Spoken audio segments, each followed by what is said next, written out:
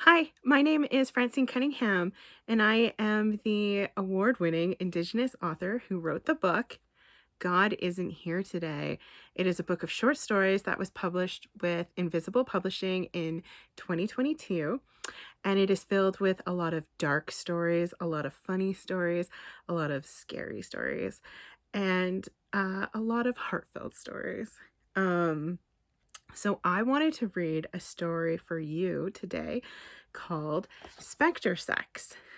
This is a story from the point of view of a ghost who is compelled slash forced slash has to, as his afterlife job, have sex with women who call out to him with their yearning and their desire. Uh, and this is just how he gets through the night. All right. Spectre Sex. The memo was slipped through the crack between the rocks that served as Damien's door. As always, it was done by an unseen hand, just as dusk faded into true night. The crinkle of the paper, the only indication anything had changed in his little universe, meant just one thing: time to go to work.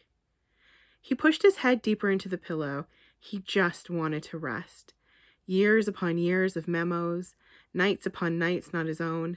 He wished he had the convenience of calling in sick like Alives did. He'd never fully appreciated the luxury of being able to fake cough into a phone and fall back into bed. Not until after he died. He inhaled deeply. He liked to spray his meager pillow with a diffusion of lavender oil he'd stolen from an Alives nightstand. Technically, he wasn't supposed to take things from his clients' homes, but what else did he have to fill his life with? Once an Alive invited him in, well, everything was up for grabs. When the deepest, blackest, darkest part of the night finally fell upon the ground that he called home, he knew it was time, and he couldn't put off leaving any longer. He swung his legs over the side of his cot, another thing he'd borrowed from a client's garage. Damien checked the clock. Yet another theft. He dawdled too long, leaving no time for coffee. He stood at the rocky entrance of his home and pushed his essence through the cracks until he manifested on the other side. He hated the feeling of jelly he always became in the middle. How loose he felt, how slippery, like he might not come back together just right. He walked through the city, his feet light upon the crumbling sidewalks, not disturbing so much as a single pebble. As much as he loved his bed and the solitude it provided, he enjoyed his nightly meanderings through the almost empty city. The way the flickering flames from the ornate metal street lamps splashed light against the dry, decaying grass. The way the city fell so silent, overlaid with the darkness of night. As an Alive, he'd never had the nerve to venture out this late, preferring the safety of his home, of electricity and entertainment. It was only now, when all of that had fallen away, that he fully appreciated the sense of calm darkness brought. And truly, no one was much around anymore, most residents having drifted away to the larger, newer, soul-sucking, in his opinion, cities to the east. Damien slipped into the break room, hoping for once that Barry, the red-faced lawyer, would already be gone. No such luck. Hey! Hey! Look who finally decided to show up! Ha ha! Barry's laugh was like a punch to the eardrums, loud, hokey, and fake. Just getting some coffee, Damien poured some of the thick black tar into a mug. Need some pep, eh? I never needed that stuff when I was in the biz. I could go from house to house, woman to woman, all naturel. He paused to wiggle his eyebrows. Barry liked to think, because he'd moved into general hauntings, that he was somehow better than all those still in the pleasure department. But in reality, anybody could do general haunting. They were all the same. All you had to do was move some mugs, open a door, show your face in the mirror. Boring.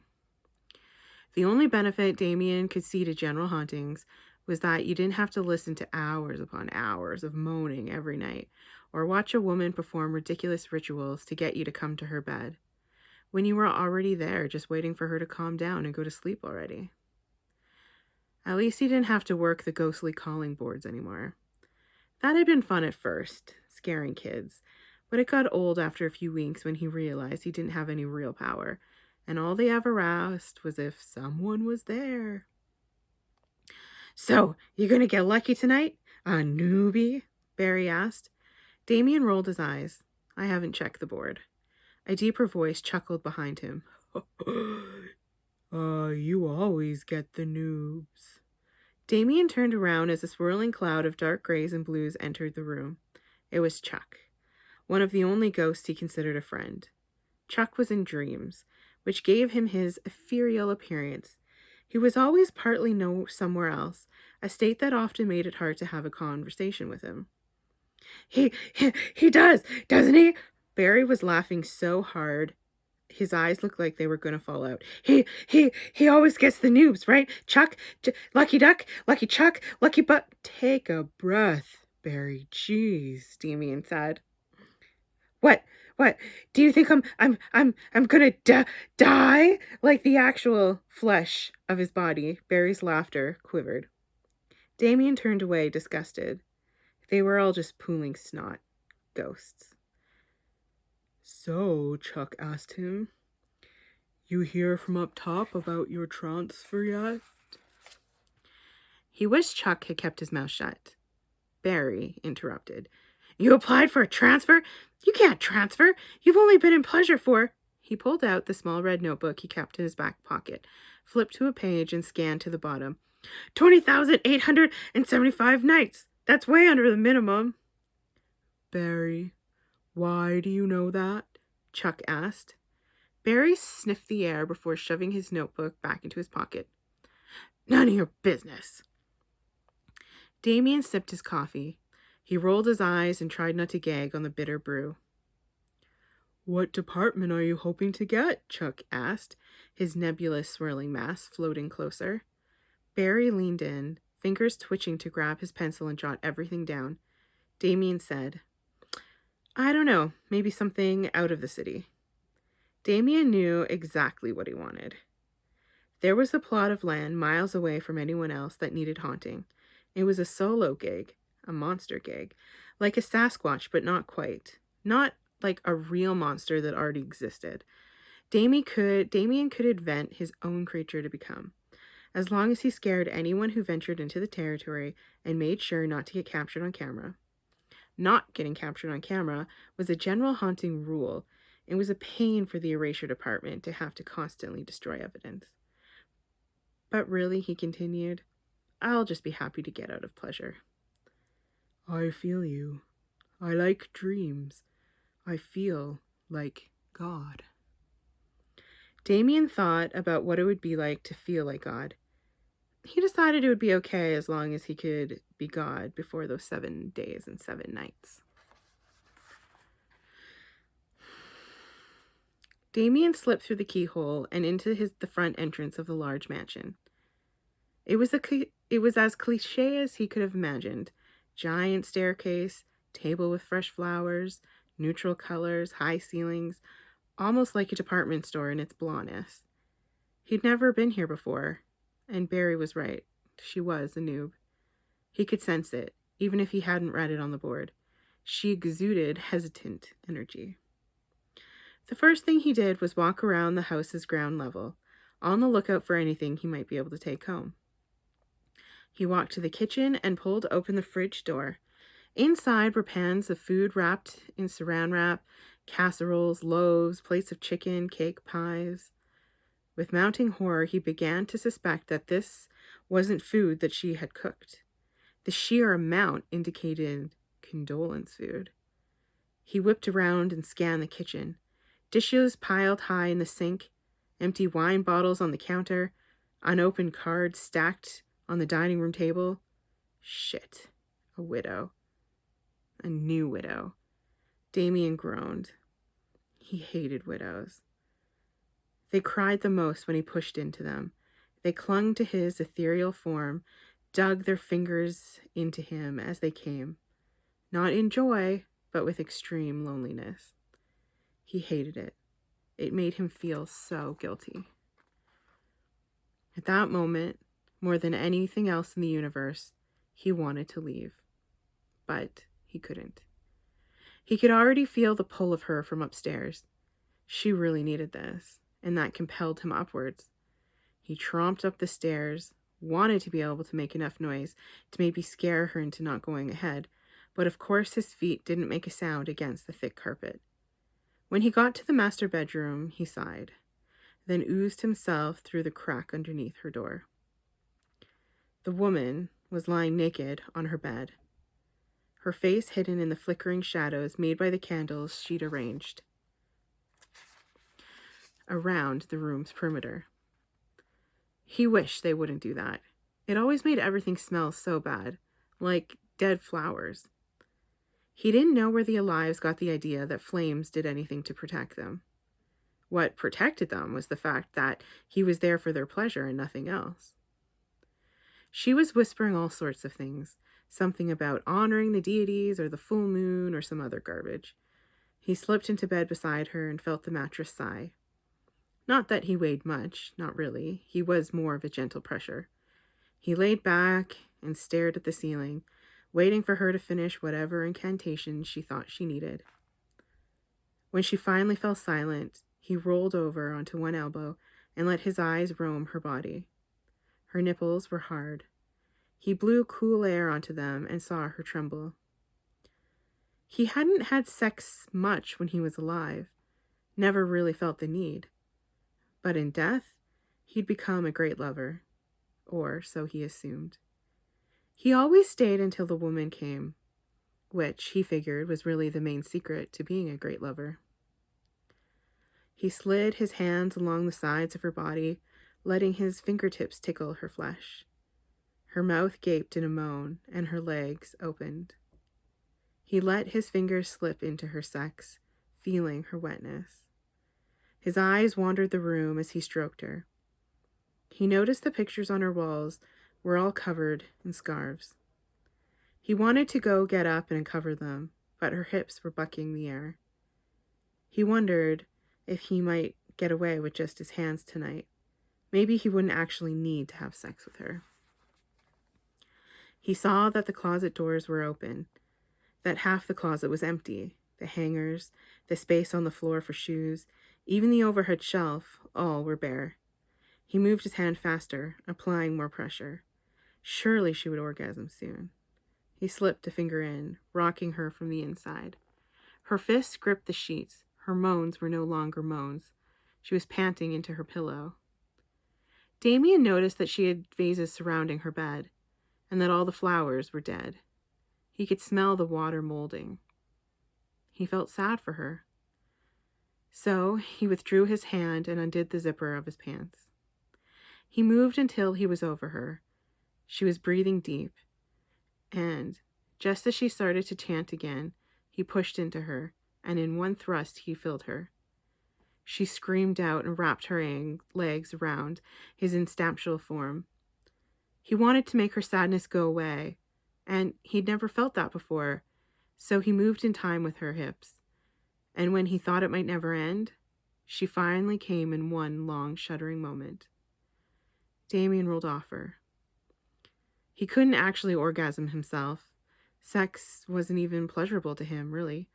So he put his penis back into his pants and re-zipped before standing up. Meanwhile, she'd pulled the sheet over her body and was crying into her hands. He felt bad. He'd wanted her to feel good, but instead he'd made her feel worse. It's possible she thought she was having sex with her dead husband, until he'd moved inside of her and she realized that it wasn't her husband at all. He walked towards the door, but before he could ooze out, he heard her stir behind him. He turned and saw she was old. He turned and saw that she wasn't old, a young widow, quite pretty in a soft way. "Show yourself," she whispered, before adding, "Please?" It was the pure loneliness and that please that got him. Fuck. The higher-ups would get mad at him if he did what she asked, but she looked so pathetic, sitting there with the sheets drawn up around her, arms trebling as she hugged her sides. He debated oozing out anyway. It would be easier. He'd take a casserole from the fridge on his way out. But he knew he couldn't do that to her. Damien took a form she could see. He could never be truly solid, but this was the closest he could get, a hazy but still there human shape. She gasped and pushed back against the headboard. He grinned and glanced around the room, looking for a tissue box to pass her. How? I didn't think, she spoke haltingly, her eyes wide. I know, right? You're real. Well, kinda. He rested on his knees at the foot of the bed in front of her, realizing this was actually the first time he'd taken form with a client. And you're here? She couldn't make herself say it. He could see that, even though she'd been the one who'd put the call out to the universe. To have sex with you? Yes. And you're a devil then? I'm going to hell? Fresh tears bubbled in her eyes. No, just a regular guy. And I don't think he'll go to hell for something like this. You have no idea how many people do this. I got the directions off the internet. He tried not to roll his eyes, but he couldn't help it. What? It worked, didn't it? Well, not really. But you're here. Because you pulled me here with your need. I don't understand. He shrugged, eyes lingering on her hair. It was dark brown, but not dark enough to be considered black. Why would you even want to? Trust me, if you understood, you'd be miserable. How often do you do this? Or do you do this often? He sighed. Yeah. Why? Her tears had stopped, at least, and she didn't look as afraid. He wasn't allowed to tell her that when you die, you get put to work. Lives weren't supposed to know.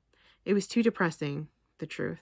That life was the free-floating fun part of existence, and death was where the work really began. So, instead, he said, I do this because I like it. The lie was like rotting meat on his tongue. She looked at him, really looked at him. You're handsome. Maybe. Why are you wearing clothing? It makes me feel normal. But you're really dead? Yeah. And you were alive once. He didn't want to keep talking about himself. It would only lead to him letting her know too much. He'd always been a terrible liar. When did your husband die? He asked. Her tears started again, and he cursed under his breath. Sorry, you don't have to answer that.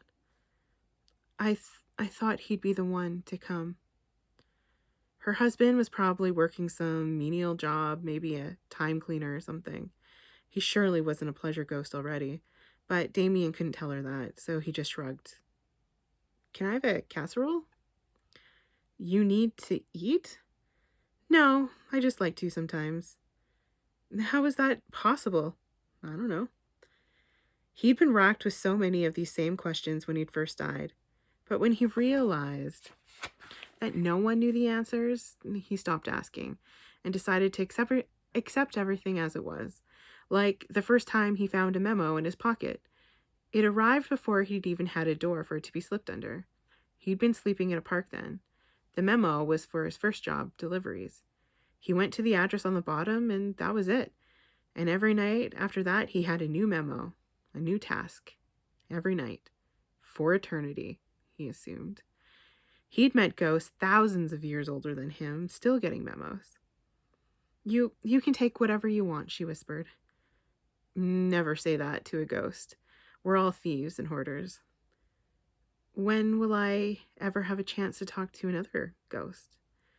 He could see by the gleam in her eye that she'd be calling for pleasure ghosts frequently enough that she might be able to get another to manifest their form to her, especially with her eyes being so wide and so blue. He wanted to stop talking to her. Now that she was less sad, he didn't feel so bad for her. He just wanted to be alone again. He started to dissipate his form. You're leaving? She cried out, hands reaching for him. Sleep. He laid his wisp of a hand on her forehead, and she fell back into her pillows. He decided to blow out all the candles before he left. He didn't want her to lose her house along with her husband. Afterward, he pulled a cheese and tuna casserole out of the fridge. He ate it with his fingers as he walked home. The light of dawn was just starting to peek out when his head finally hit his pillow. The scents of lemon and lavender washing over him. His eyes felt like lead weights as they closed. The memo appeared under the rock that served as his door by an unseen hand. This was nothing new. Damien sighed into his pillow before reaching across the floor to retrieve it. To his surprise, it was different from the ones he'd received for the last 20,876 nights. This memo had a new address on the bottom, but it wasn't an address, really.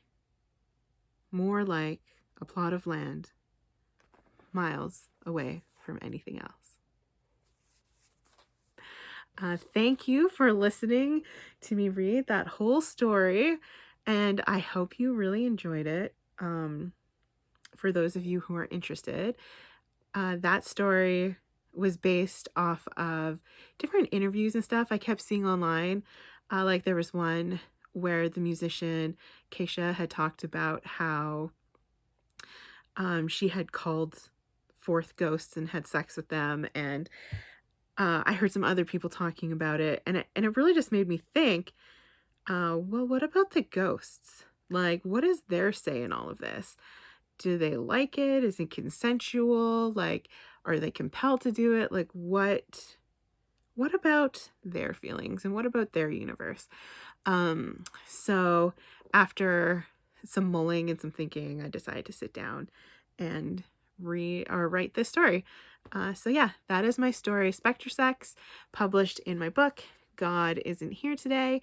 That was published with Invisible Publishing in 2022.